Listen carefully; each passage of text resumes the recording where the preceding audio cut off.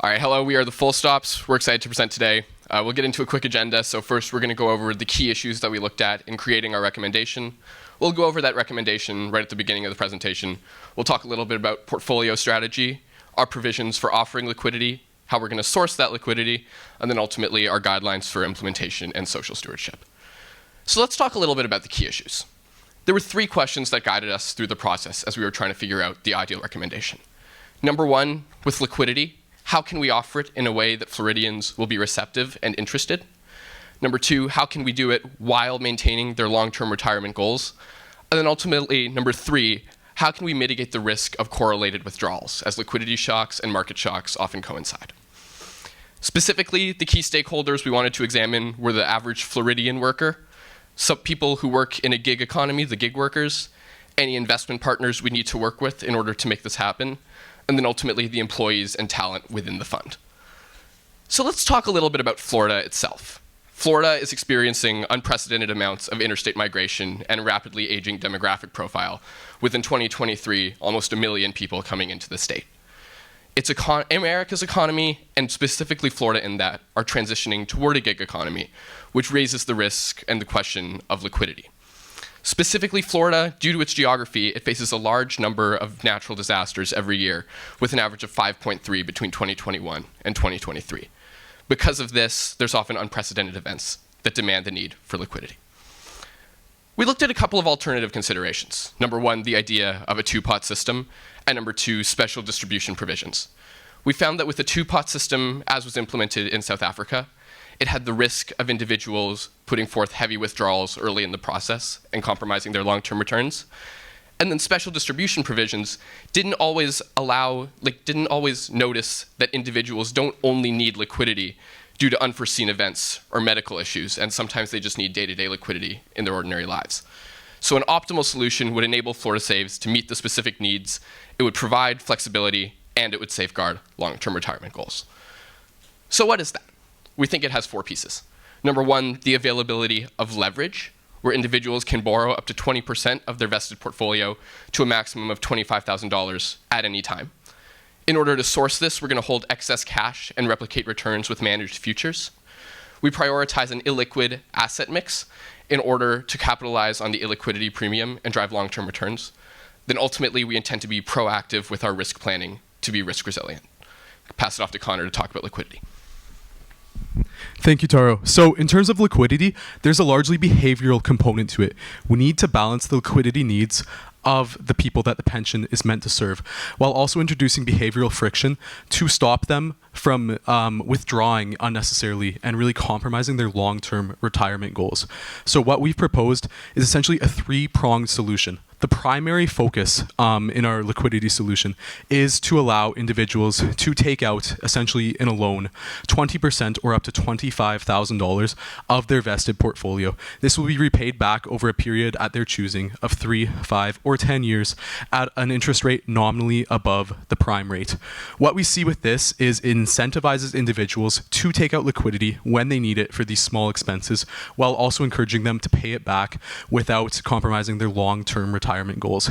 Additionally, we have provisions in place in case of a default on these loans. They'll be treated essentially as an early withdrawal from an individual's pension, and they won't have these same penalizing elements that you would think of on a default of a normal loan. Additionally, we will have emergency provisions, as we've seen in other pensions, where, say, an individual has a medical crisis or there's a natural disaster where you need to be fully liquid. In that case, individuals will be able to apply to have that large-scale liquidity of their entire vested portfolio. We believe that this balances the needs of the stakeholders with their long-term objectives. Now, in terms of sourcing this liquidity, the first part of it, and this will be the largest part, is essentially synthetic long on the global equities portion of the portfolio.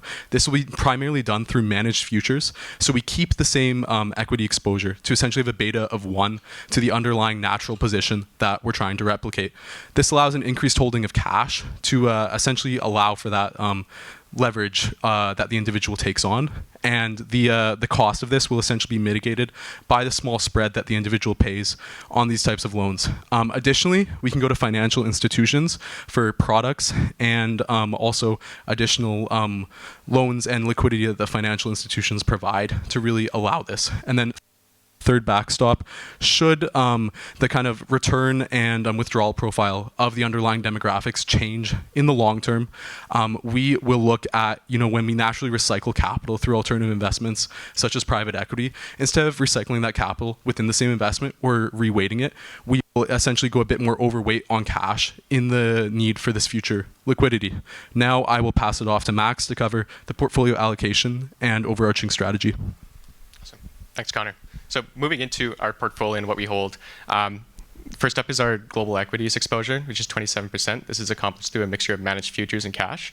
The rest of our portfolio is a mix of public and government debt, fixed income, as well as liquid alternative assets, which include commodities, cryptocurrencies, and other liquid assets. This managed futures position has allowed us to take an excess exposure in illiquid assets, as we have ample liquidity to cover any crises. Moving on to the next slide. So within our illiquid asset portfolio, we have a 24% weighting in private equity, 7% weighting in private credit, and a 19% weighting in real assets, along with a 4% weighting in our absolute return strategies, which we plan to keep in-house and leverage Florida's top-tier capital markets talent. The way we got to this exposure is through a covariance matrix that we took the 5, 10, and 15-year annual returns and maximized a portfolio Sharpe ratio based on a required hurdle rate of a 50-year forecast of the fund's contributions and withdrawals. And this brought us to a portfolio risk of 6.3% and a return of 8.9%. Moving on. We also did a risk simulation just to test how our portfolio would perform under black swan events. We found that after 1,000 simulations, only one trial ended in the fund's ruin. And so we believe that this is a very strong liquidity portfolio, and it's able to weather the storms that a portfolio like this might see. Finally, as contributions ramp up in the early years, which we believe is strong for the portfolio's compounding, we also plan to offer target date funds and variable contribution rates in the later years of the fund, just to maximize our participants' ability to save in the fund and plan for retirement. I'll pass it off to Emmanuel to talk about our implementation strategy. Thank you, Max. In the first year of the fund, we'll primarily want to reach out to key stakeholders, including regulatory bodies, potential pensioners, as well as institutional asset managers. The goal behind this, principally, is to understand what frameworks and regulatory practices we need to have in place before implementation of our fund. Secondly, by interacting with institutional asset managers, we'll be able to build a pipeline of potential co-investment as well as GP and LP pipelines for future capital allocation. Lastly, by interacting with potential pensioners, we'll be able to begin educating them on the risk of their previous strategies, as well as the upside available in this new, the implementation of our new strategy. In 2025, once the regulatory implementation has begun, we'll begin to internalize our investment teams, specifically where labor supply is supple in private equity, global equities, as well as alternative asset classes, specifically hedge funds, as Florida has a supple supply in that regard for capital, human capital, that is.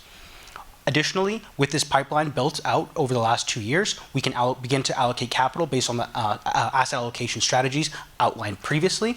And finally, we can begin participant contribution at 5% of after-tax income, ratcheting 1% each year. By 2026, we can ratchet up again at 6% of total after-tax income, and we can begin our lending offering program. The key thing to note here is we would not begin offering liquidity until 1 year after the program. We would like to begin that education to our pensioners, as we had seen in South Africa, the immediate commencement of liquidity led to an outsized flow of capital, and we want to avoid this because we want our pensioners to have that long-term savings. By 2027, we can begin to internalize our asset allocation investment professionals in private credit and infrastructure, as well as build out a lender support and outreach program. This is key for our long-term success, as we'll begin a feedback loop with our stakeholders to ensure long-term alignment and success. By 2028, we'll be fully invested and have a fully internalized investment team, and we can begin offering our our contributors variable contribution rates, as they at this point have a understanding of the program, the risk and benefit, and will be able to have the ability to have a variable contribution rate.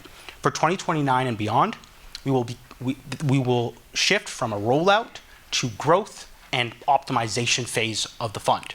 This will include monitoring the fund on a return, risk, and leverage basis, as well as the contribution and default rates of our contributors.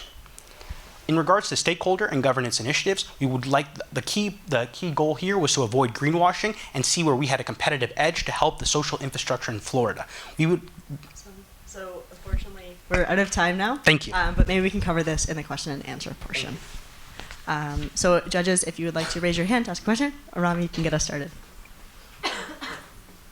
Thank you for your presentation. So we got to see at a high level the cases before, but I'm curious to understand how the 30 billion from the state will be taken into consideration in there.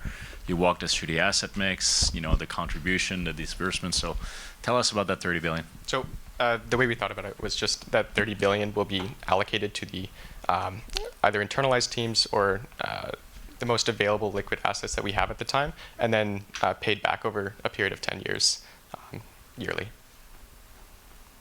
So just to follow up, so how does that feed into the participants' pockets? Are they going to get a piece of that? Is that going to enhance return? Just tell me where it's going. Ideally, it would go back into the participants' pockets. During the early years of the fund, as you know, we don't withdraw any of the fund's compounded AUM, as our participants are still contributing to their retirement. So if they were to see that, it would be later on in the fund's life.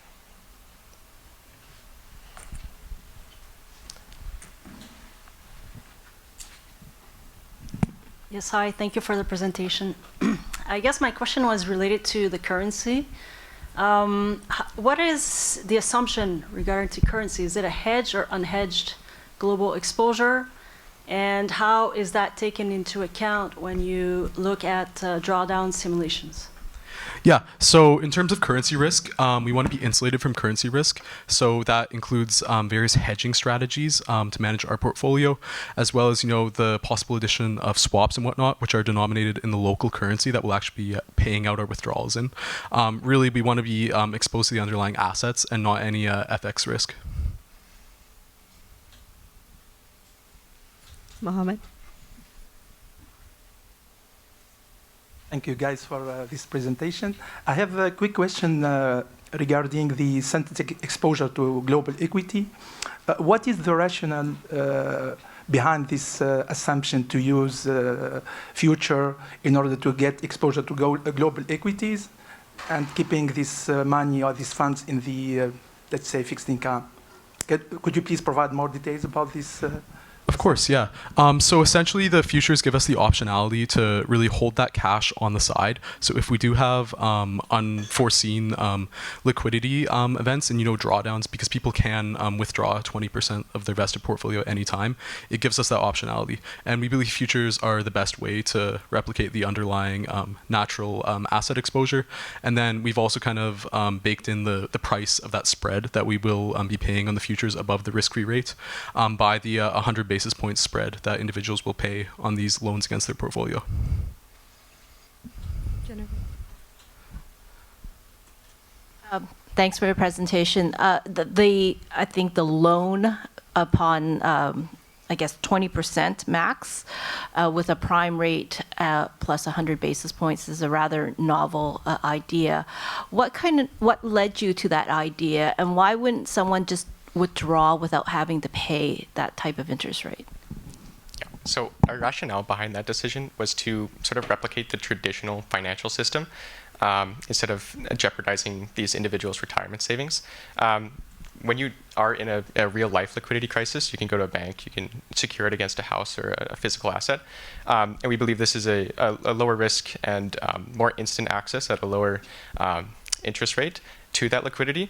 We also think it enhances the behavioral barriers in taking out your retirement savings early, which can be clearly tempting in the cases of South Africa. And that was the rationale behind the leverage. Thank you. Is this on? Okay.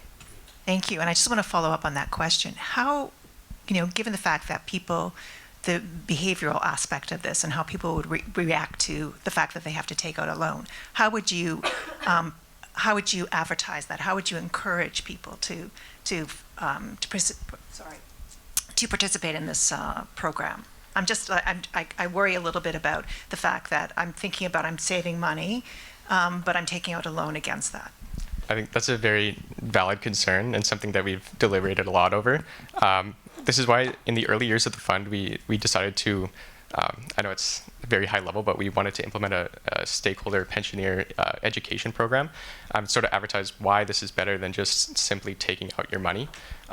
We recognize it will take more work. It isn't for everyone. But traditional pensions, traditional IRAs, auto IRAs also see this opt-out rate even when withdrawals are available.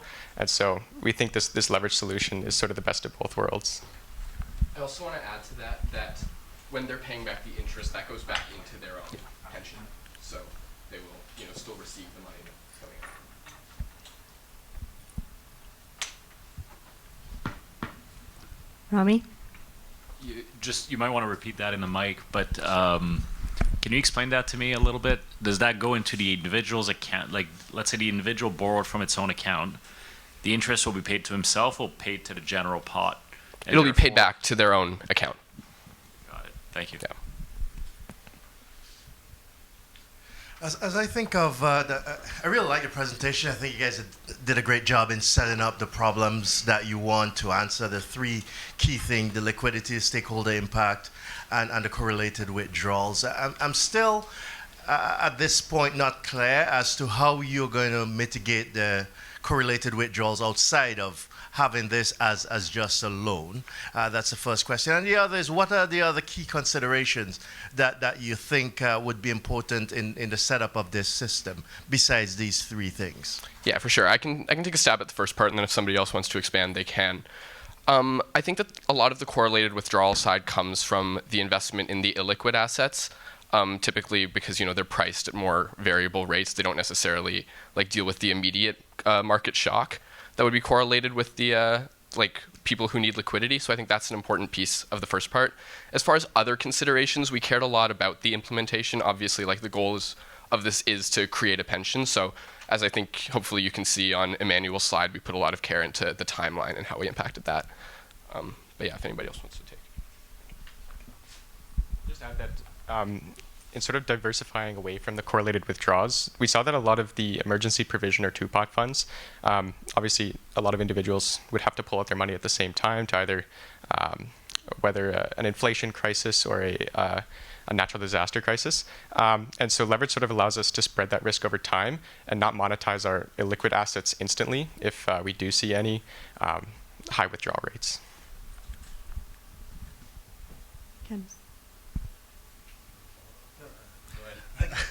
Yeah, could you just unpack that a bit, where you said leverage would allow you to deal with that correlated risk? Of course. I would say that the future strategy, inherently the spread you pay over just holding the underlying equity exposure is insurance to a liquidity event. Because you say if the market takes a dive and you have such a large amount of people who want that liquidity, as we forecast in our Monte Carlo simulation, you have that physical cash and cash equivalents on hand that you can give them that liquidity essentially that will be paid back in the future. The whole point of the future strategy is we have a beta of 1 compared to the underlying natural assets. We're paying a slight spread on that, but we forecast out how many people are going to need this liquidity and essentially have them pay for it through the spread on their loan for that essentially insurance. So I would say this strategy insulates the portfolio from those liquidity black swan events much more so than a natural exposure to equity markets.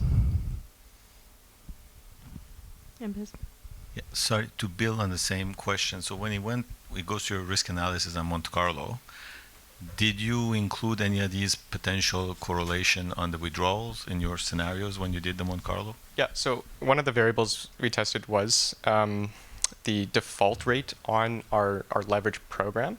And so at most at any time, 20% of the portfolio is going to be available to be on loan. And we didn't really have defined numbers to base this off, so like very very large tails on these probabilities. But we saw no significant impacts on the amount of withdrawals and the default rate on the pensions AUM. But you didn't necessarily take a scenario where you say if, let's say, half the people withdraw all at the same time, did you include that kind of shock into the Monte Carlo? So that would be on like one of the far tails of the Monte Carlo. I'm not sure specifically if we've tested like a specific case. It's just that over the 1,000 cases that we did, it's points towards a less than 1% chance of. And then, so can you elaborate on the inputs to the Monte Carlo, like on the default side and all that kind of stuff, where that came from, or? It was just a normal distribution of the fund's returns. The standard deviation was the standard deviation of our asset mix, and so this was projected over 50 years of the fund's life, contributions and withdrawals, just like a very high level single variable. And we also ran it on the amount of leverage that individuals can take out and their default rate, but those showed no significant variation in the fund's AUM. So then you assume that the distribution was normal for that portfolio. Yeah. High-level numbers. That's correct. Yeah. Okay. Mohammed? I have a question regarding the risk matrix for the asset mix that you have provided.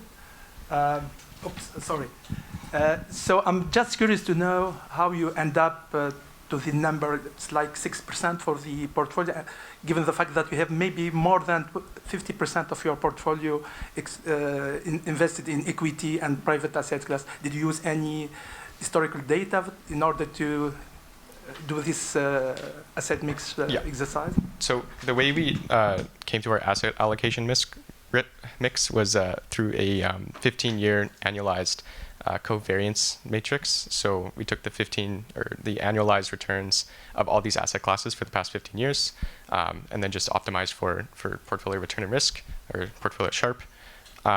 We didn't have any data before that. We were sort of limited on availability through private credit, private infrastructure, and other assets. But this was the most complete idea that we got for the portfolios mix. Do we have any additional? Mullen? Just one last question. So it's a fairly novel approach, and I like it.